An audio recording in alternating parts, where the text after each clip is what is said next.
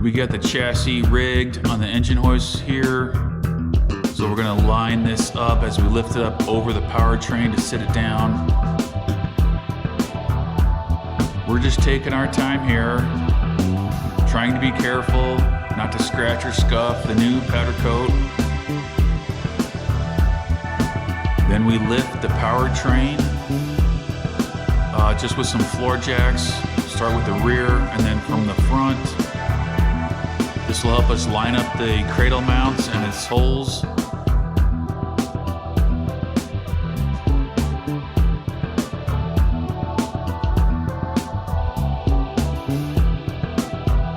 Then we'll insert the 8 half-inch bolts through the chassis, through the cradles, get everything locked together and mounted in.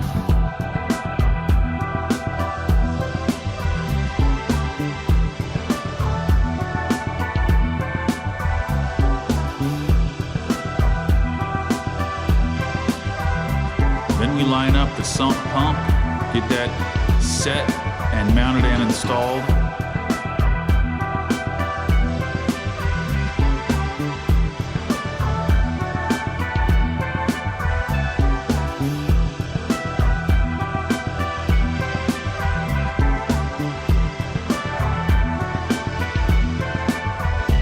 Once this is together as one unit, then we lift it as a car.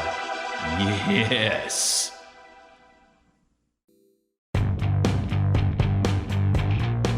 Once we have the chassis sitting on the cradles and the powertrain, then we first start with mounting the shocks and the upper A-arms on all 4 corners.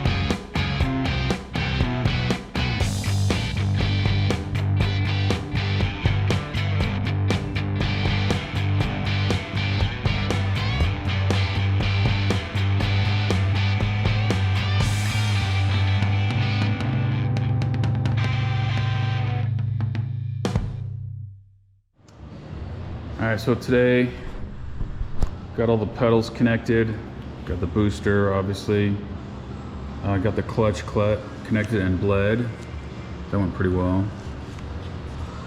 I got to bleed the brakes still. Got the reservoir in, got the front end, so the cooling radiator, oil radiator, intake, got that all mounted up, got the serpentine belt on. Engine bay's pretty well done, got the vacuum lines connected.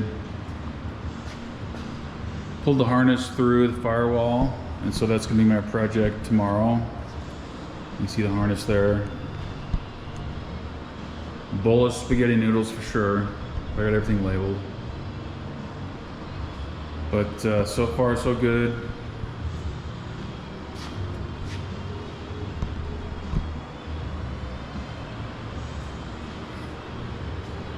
Yeah, back end's all done, except the battery. Got to finish up connecting the battery. But the evap lines are in, vacuum lines, both tanks and pumps. Everything's connected there. So making good progress. Getting excited, can't wait to see this thing on the ground outside in the sun. Once I pull the wire harness from the engine bay into the cabin, I need to kind of go through and clean this up a little bit more. When we originally did this for the mock-up, when the steel was raw, it wasn't necessarily finalized. We just kind of connected everything to get it to run. So now I want to tidy up the looms, make them nice and pretty. I had to do a little bit of reconfiguration, move some wires around to get everything to fit and to look presentable, or in a way that you're not going to see it from the passenger side footwell. This took about 3 to 4 days just to kind of clean up and put together. So I was a bit nervous when we come to this stage or getting power to the harness for the first time.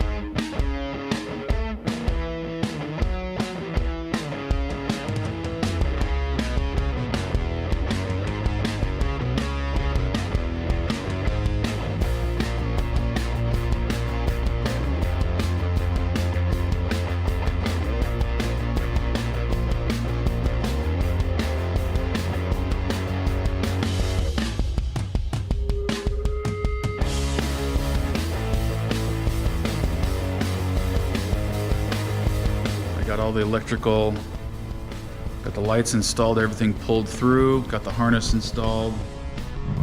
I haven't fired it up yet. I'm just nervous on getting power to this for the first time. So I'm just gonna do a quick walk around.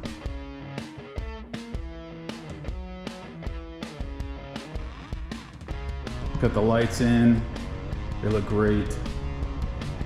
One of the challenges to this, and I was very keen on trying to have so you don't see any of the wiring.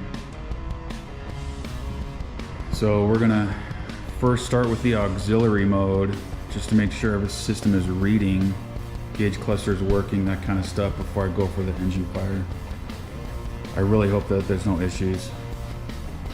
I love how the headlights came out, the black on the orange. All right, so gas is in, everything's connected, all the grounds are good, at least from what I could clear out for the powder coating. Let's give this a go. All right, battery's on, no smoke, it's in neutral. Key in here. All right, we're gonna go to auxiliary mode.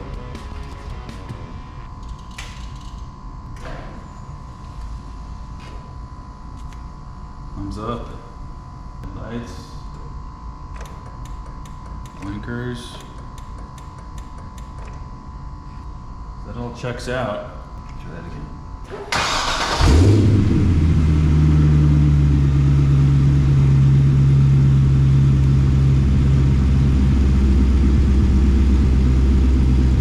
Got pressure, got battery, got fuel, got RPMs.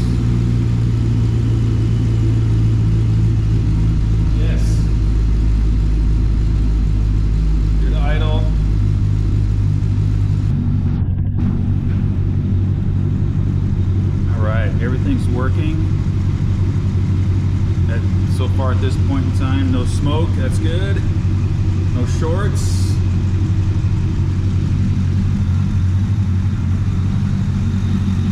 Running lights are running.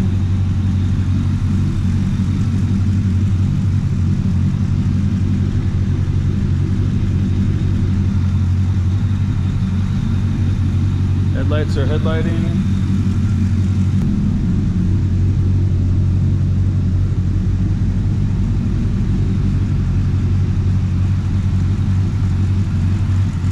Excellent, excellent, excellent. I couldn't be happier.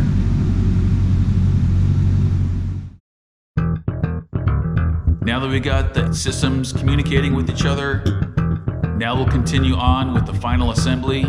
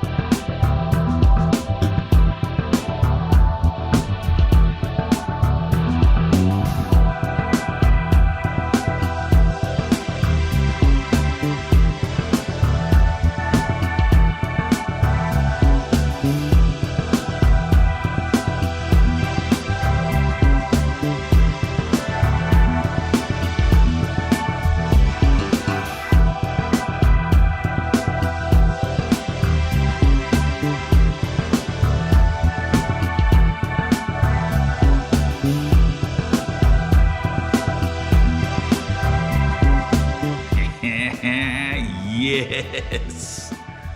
Oh, I love how this is coming together. I hope you've enjoyed episode 14 on the final assembly.